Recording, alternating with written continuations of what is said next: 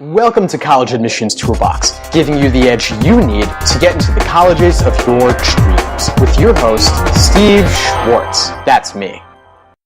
Hi, Shaan. Welcome to the program. I'm so excited to have you on College Admissions Toolbox. How are you doing today? Great, Steve. Thanks for having me. I'm excited to do this interview with you and happy to be here. Great. Well, I'm really excited to share your story and your experience with our listeners at College Admissions Toolbox. Why don't we start off with you just giving us a little bit of background on you personally, professionally. What's your story? When I was in high school, I raised my SAT score from an average 1760 to a perfect 2400. And of the 14 million students who have taken the SAT, about 3,000 have gotten a perfect score.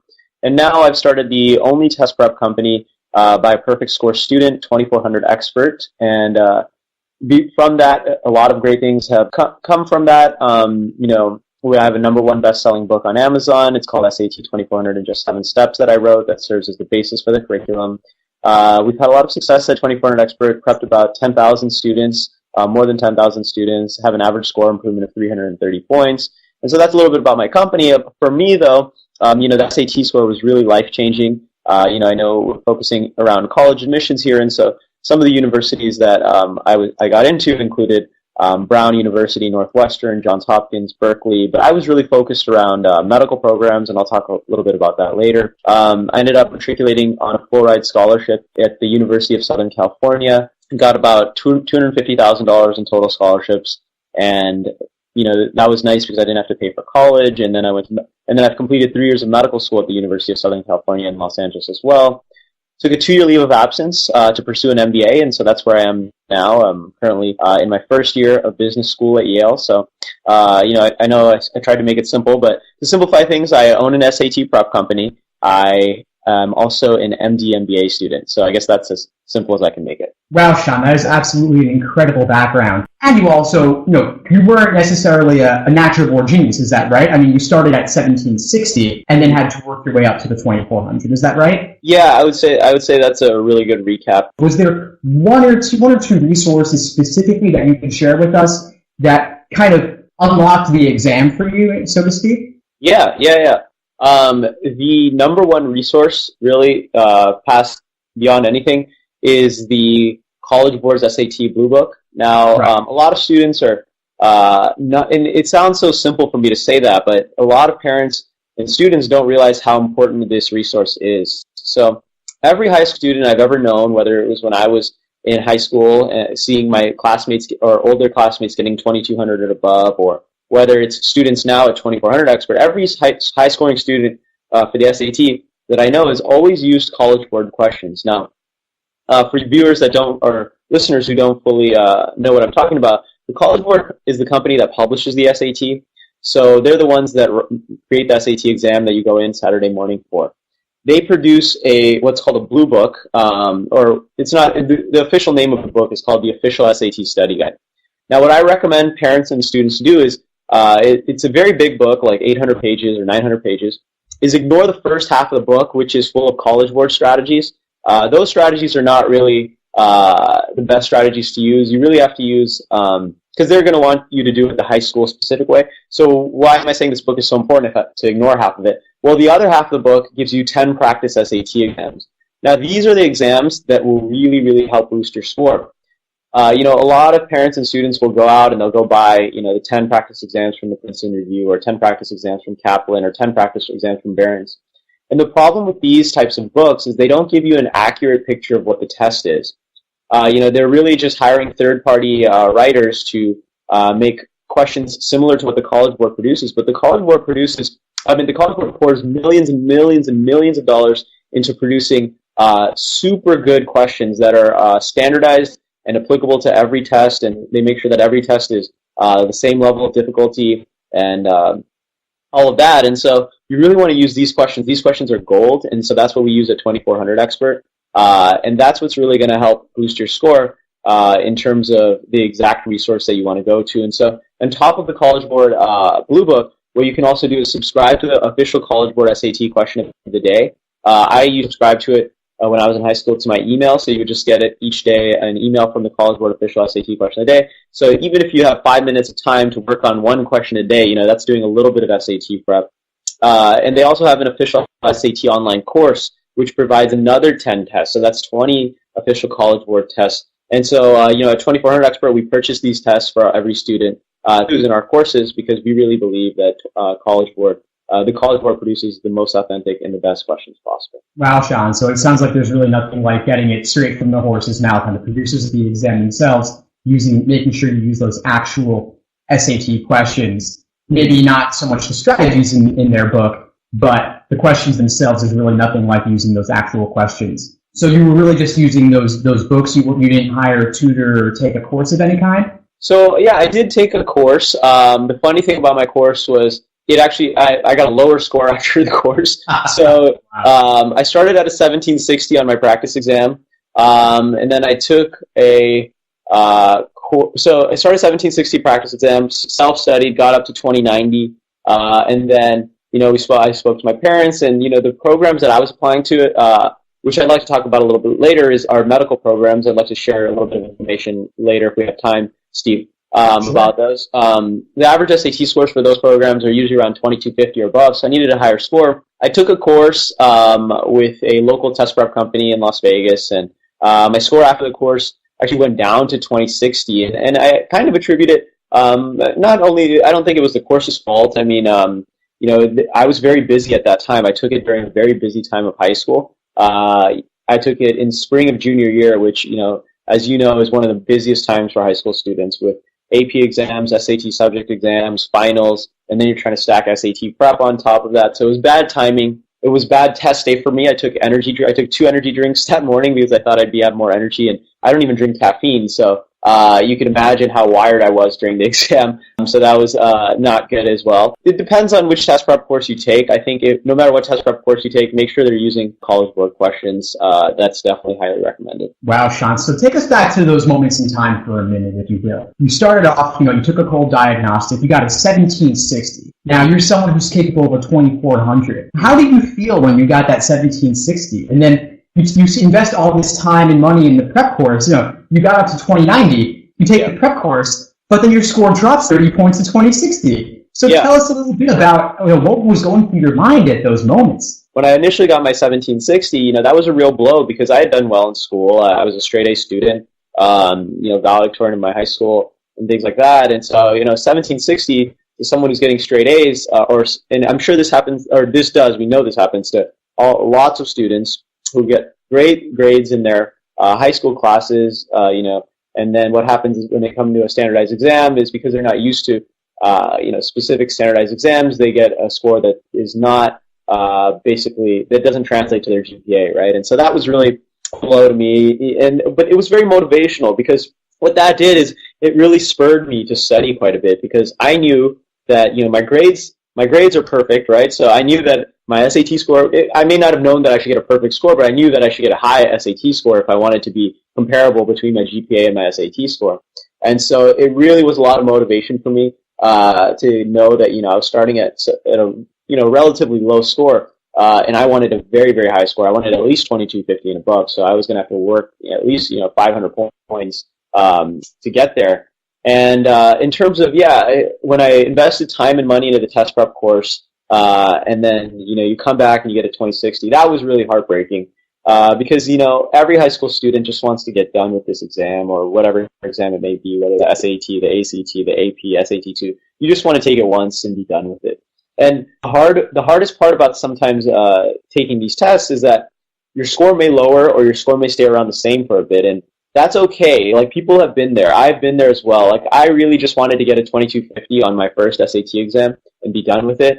So you can imagine how disappointed I was with the 2090. And then you can imagine how even more disappointed I was knowing that, I was going to have to spend my summer after I got a 2060 preparing for the SAT even more. And so that was really a disappointment and a bummer. But I guess the lesson to take away from that for listeners is, you're going to hit plateaus in your prep. You're going to go down in your prep sometimes, but know that you'll pick back up eventually. You sort of have to hit a bottom, hit a plateau before you really skyrocket your score. And I think that's what happened is, I hit that 2090. I could never get above around a 2100 for a while, and I was at that 2090, 2060 type of score. And I just sort of plateaued. And, I was I didn't give up. I just continued to prep. But I was feeling like I should give up, but I continued to prep and I got over that plateau. and eventually was able to get into that elite score. So that's one comment we hear so much from students is, I'm plateauing, I just can't get my score up. And my advice is just continue to practice, continue to prep. Your score will go up, but you have to put in the hours and the grunt work in order to get past that, whatever your individual plateau be, whether that's the 2100 range like it was for me, or whether that's the 1900 range, whatever it may be for a particular student. Wow, so when you're at that plateau at the 2200 range, what your advice would be, keep practicing, keep plugging away. What are some other tips you have to bring people from the 2200 and get those last couple hundred points towards that, shooting for that perfect score, shooting for those top schools? Yeah, so, when you're in those elite scores, that's when it's, you get diminishing returns on your prep, meaning the more you prep, you're not going to see as huge of an improvement versus if you're starting out at 1300, it's very easy to get your score up very high. But for the elite students, they're looking for, the 2200s and the 2300s and the 2400s, which we've had students do. It's really, really about focusing on your own personal SAT weaknesses. And the way to do that is after you practice, you really have to review quite a bit. Review is key. Review is the key to learning. It's the key to SAT prep. And so what I mean by review is you take a practice test or you take a practice section, you see which questions you got wrong, and you keep an SAT Insight notebook. So I kept a notebook in high school where I would keep track of all the questions that I would get wrong and why I got them wrong. And I would write a little insight like, I shouldn't have done this, or I forgot to do this, or, some little insight into, why you got questions wrong and how to prevent it in the future, because that'll prevent you from making the same mistake twice. And if you do that enough, what happens is you end up having a notebook that's sort of your own personal strategy guide. And there's a book that's out there that's better than your own personal strategy guide. And so that's really, where the basis of all the material that I came up with for 2400 Expert came out of. It was my notebook that I kept in high school about all of those personal issues that I had on the SAT prep that I then eventually tried to generalize into a book format. But again, when I write a book for the public, it's for the general. But when you write your own SAT Insight notebook with your personal weaknesses and insights, especially when you're in the 2200 range, there's no book out there that can do that for you. So that's really the key. Wow, that is great advice. Write your own book just to keep track of what you need to be working on personally. That's excellent advice, Shaan. Now, I want to make sure we cover this. You said there was something you wanted to talk a little bit about related to your time at Yale. Yeah, so I just wanted to cover something that many parents and students don't know about, and it's not really related to my time at Yale, it's related to my time at USC. So, yeah, it is related to my professional career. So, I always knew I wanted to be a physician from when I was in high school after I volunteered, not always, I guess, from after I volunteered in the emergency department at a local hospital, and I was part of that sort of exciting environment. I knew I wanted to be a physician, and so what my dad ended up telling me was, you should look into these medical programs, and I didn't know about them. He just heard about them from a friend of his, and I looked into them quite a bit, and now I advise many of our students to go into them, and so this is for students who are interested in professional degree programs. So if you're a student listening or a parent of a student who's interested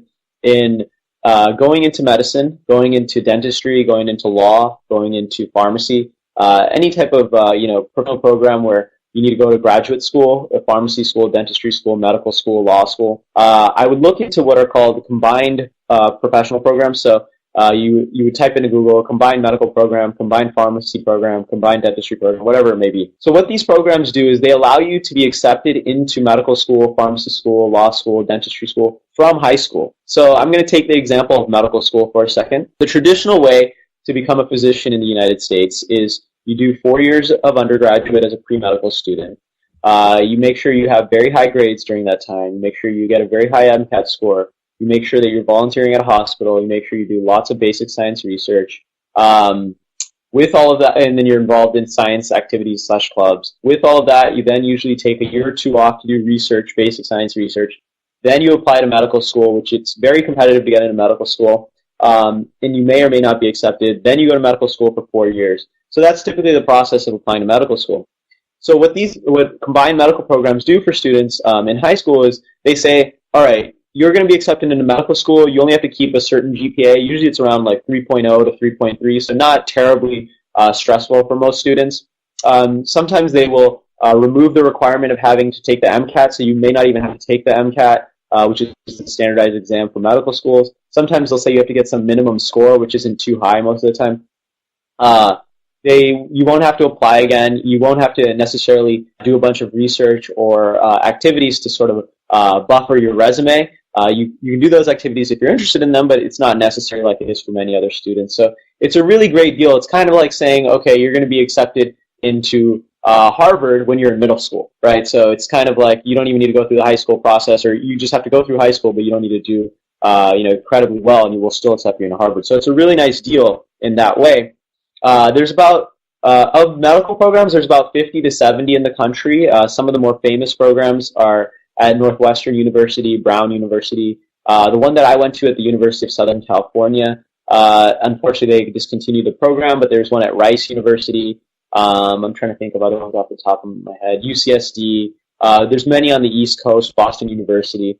In any case, though, the problem, or not the problem, but the thing with these medical programs and other professional combined degree programs is that they typically are very competitive to get into. There's not a lot of seats. And so typically the average SAT score for most combined medical programs is around 2,200 to 2,250, which is very competitive. And the acceptance rates are less than 5%. So you really have to make sure that, if you're a younger student listening, 9th, 10th grade and thinking about these programs, that you're getting ready for test prep, you are doing some kind of volunteering or community service in the field that you're interested in, whether that be medicine, dentistry, pharmacy, law, and basically show your interest in those programs now, because it is a competitive field, and you can read a lot more about it online. But I just thought I'd share that with listeners because it's something that a lot of parents and students don't know about, and I was grateful to be in because it put me in a very nice position in undergraduate where I didn't have to think so much about my resume or applying to medical schools.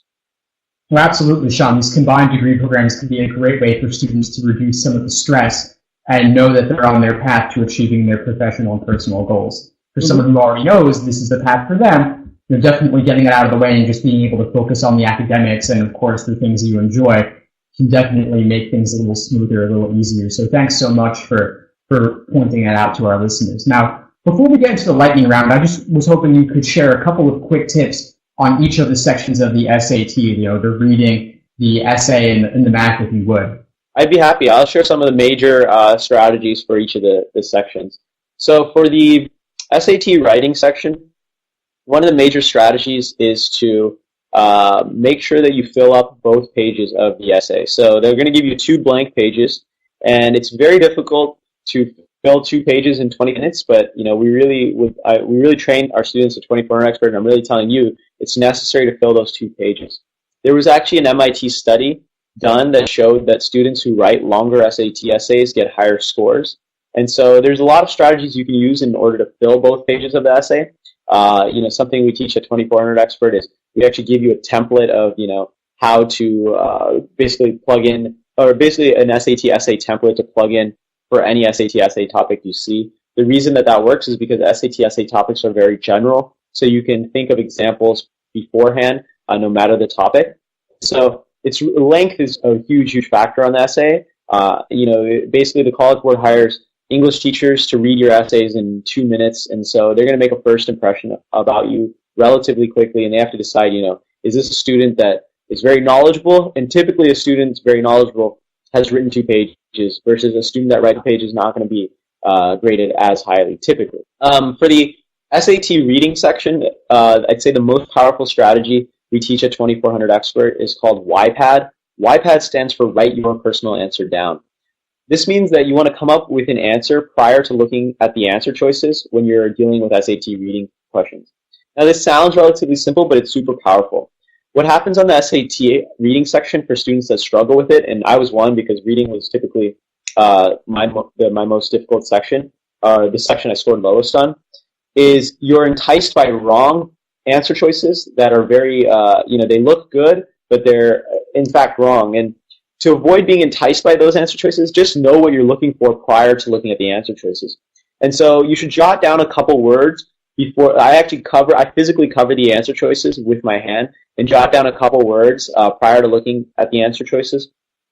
Because what that does, it sort of gives you a treasure to look for, versus otherwise you're sort of going on a treasure hunt without knowing what the treasure looks like. If you don't know what the treasure looks like, you're going to choose wrong answer choices because they're going to look like the treasure, but you have no idea what it looks like. So that's YPAD for SAT reading. So we covered SAT writing, we covered SAT reading, and so for SAT math, I'd say a really good strategy is what's called PIN at 2400X. PIN stands for plug-in numbers. This means that, in high school algebra, you're never going to be given a test where it's multiple choice, or you probably won't. The reason is because if you're given a multiple choice test in an algebra exam, you can just plug in those numbers from the answer choices into the original equation, and you can avoid doing any algebra at all. You can sort of bypass the algebra. Well, the SAT is a multiple choice test. So one of the major strategies you can use is just avoid doing any algebra by plugging in the numbers they do in the answer choices into the original equation, and you can avoid having to do any algebra that way. So that's called plugging in numbers. Wow, great advice for each of the sections, Shaan. Thank you so much. Mm-hmm. So if you're ready, we'll move into the lightning round now. I'll just ask you some rapid-fire questions. Come back at me with a couple of sentences, what you think of each, all right? All right, perfect. All right, great. So what's your number one piece of advice for the college admissions process in general? My number one piece of advice for the college admissions process would be to get started early. And what I mean by get started early is get started early on everything, whether that's your college essays the summer before your senior year, or whether that's SAT prep, whether that's AP exam prep, whether that's SAT subject prep. Just be ahead of the game, or whether that's scholarships. Everything that goes into college admissions, get started early. Great, thank you so much. What's your favorite college admissions resource, online or not? Yeah, so my favorite resource is College Confidential. This is a forum where many parents and students go to discuss different topics, whether that be college admissions, college essays, specific universities, SAT prep, etc. I used it a lot in high school, and I still use it today. Great. What's one college admissions book that you recommend to students?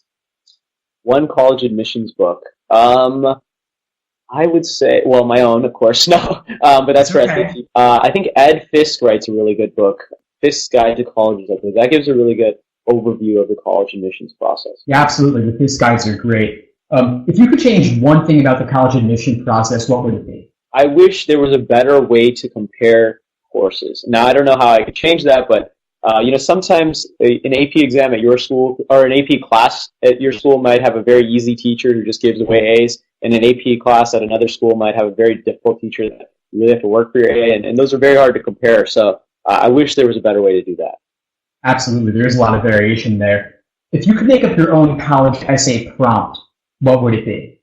It would definitely have to do with describing one time you failed in your life and how you overcame that or what you learned from it. I think there's a lot to be said about people's resilience and people's ability to learn from, what are considered failures. But I think I've talked about my own failures sort of throughout this interview, and I think people can grow a lot from that. And I think it's important to reflect on it. So it's important. I think it would be great for the student themselves to reflect on their own failures. Absolutely. Learning from mistakes and powering through them and learning the lessons to move on is key, especially in your case.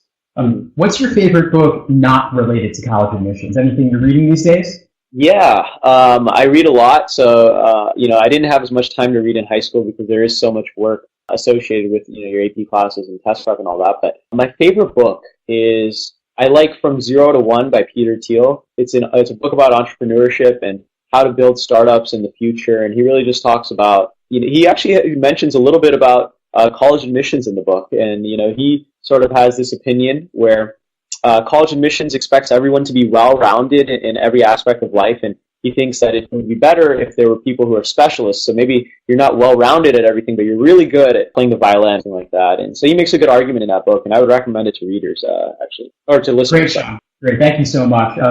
So before we get finished, can you just give us a parting thought and let us know the best way to reach you? Yeah. My parting thought, and if people have listened to my TV interviews or anything like that in the past, you don't hear me say this a lot, but I'm going to regurgitate it here. It's just hard work pays off. So, and it's very hard to put into hours, but you want to work.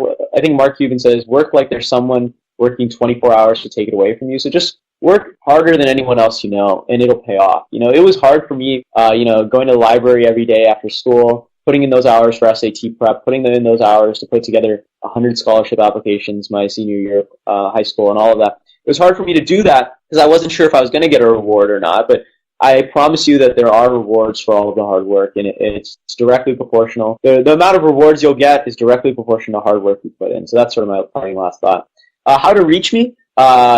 Students and parents can definitely go to the website, www.2400expert.com, learn all about me, my courses, and that kind of stuff. But they can also reach me by my personal email, which is Shaan, Shaan, at 2400expert.com. So once again, that's Shaan, Shaan, at 2400expert.com. Wow, Shaan, thank you so much. I'm sure our listeners will be reaching out to you, and all of the links and resources mentioned on this episode will be available in the show notes at collegeadmissionstoolbox.com. Shaan, thank you so much for joining us and being on the program. We'll have to have you back again sometime soon.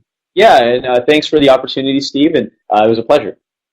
Thanks for listening to College Admissions Toolbox. Head over to www.collegeadmissionstoolbox.com to get more free tools and resources that will help you get into the colleges of your dreams. One of the hardest things about the college process is finding the money to pay for it all. I was only able to get the scholarships I needed after I figured out how to present myself and what I'd done in the best possible way. So now, I want to give you a free worksheet I made. It's based on my experience working with thousands of high school students. I'm sharing it with you because I really think it's going to help you turn your achievements into scholarship money. So get your free worksheet at www.collegeadmissionstoolbox.com/scholarship.